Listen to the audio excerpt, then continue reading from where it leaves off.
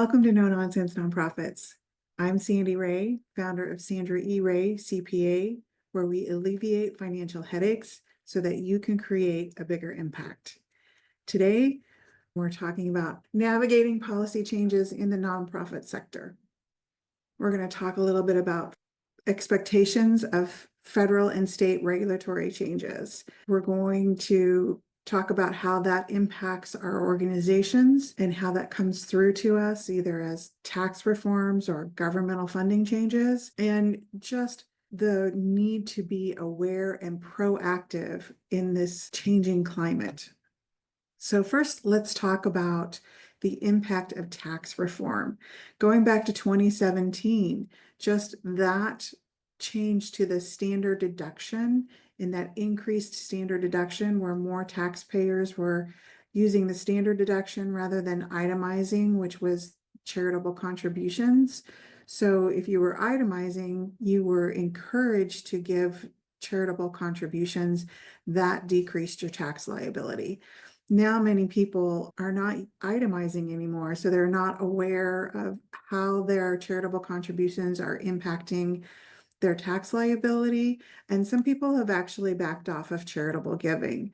So that has had a big impact on our organizations with declining individual donors. You may or may not have experienced that.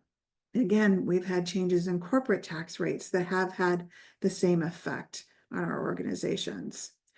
So we've had to rethink our funding strategies and our operational models to kind of bring in new dollars from other sources and maybe even update the way that we're working so that we're bringing in new team members who can do just that.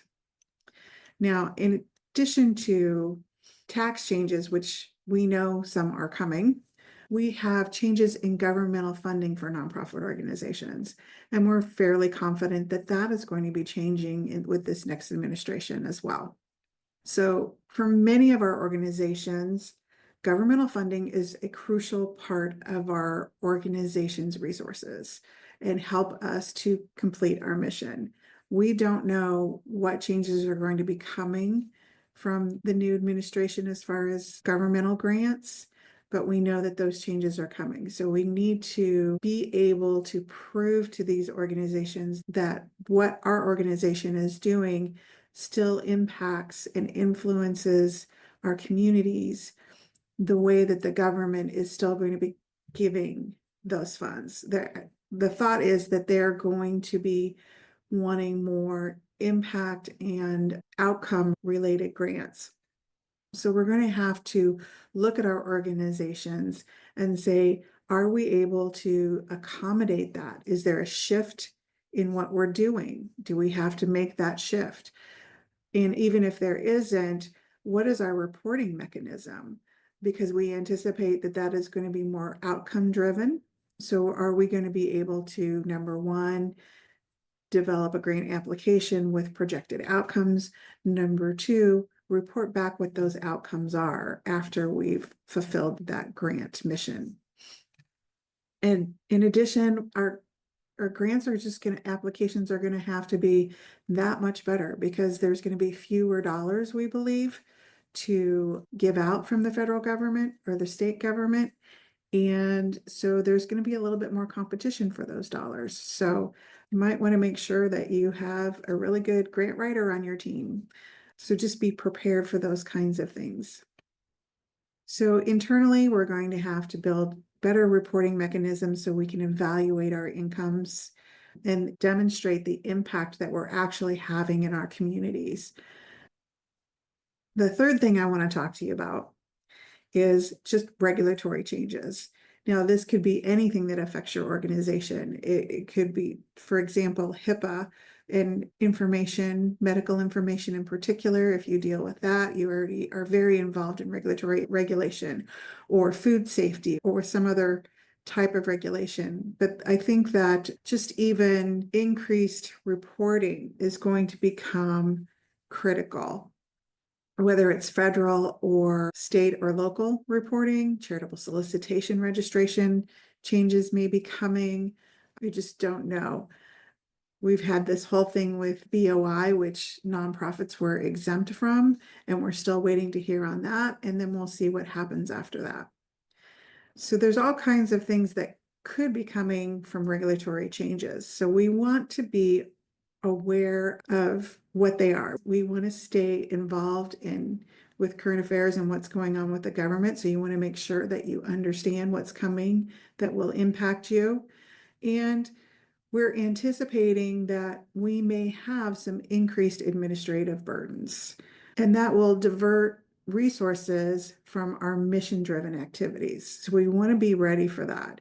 We may have changes in reporting, we may have changes in governance, how we register with our state or the federal government.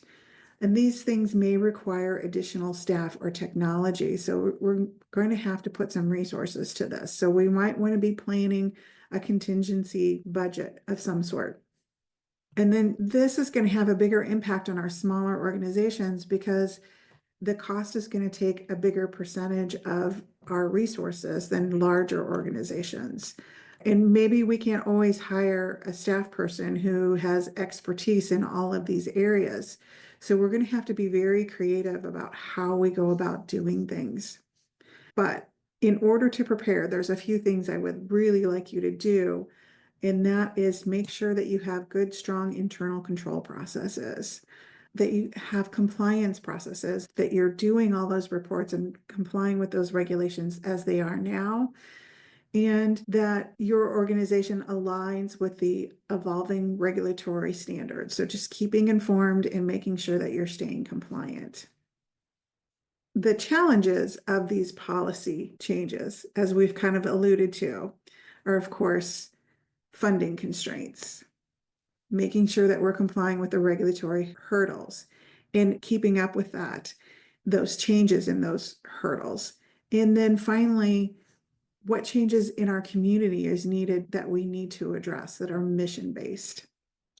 Now, as you all know, challenges can be opportunities, so we have to be really creative and innovative to address them.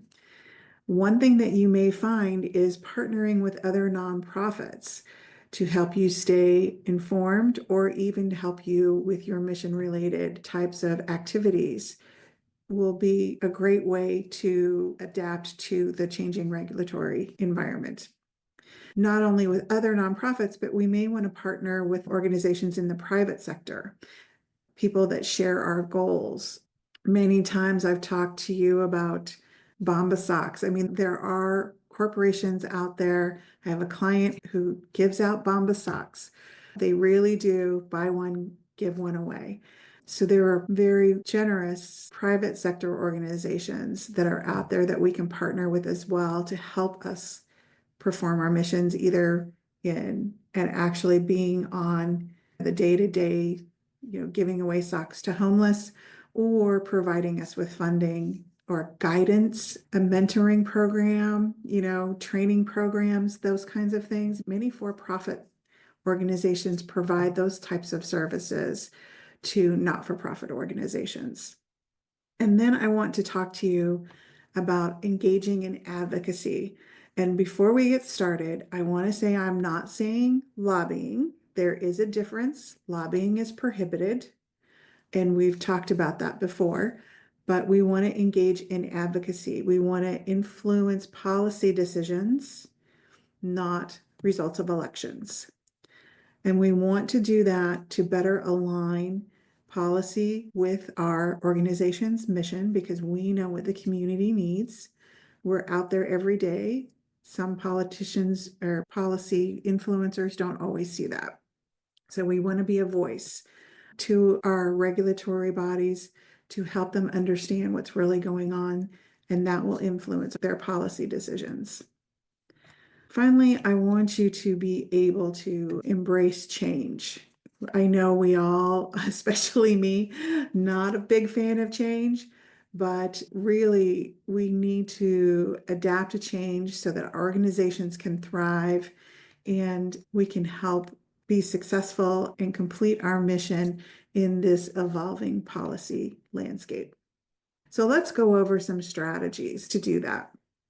First is investing in capacity building. strengthening our capacity by providing training on compliance for our team members, improving our financial management, and hiring staff with expertise in advocacy or impact measurement. I really think those are areas that we're moving towards.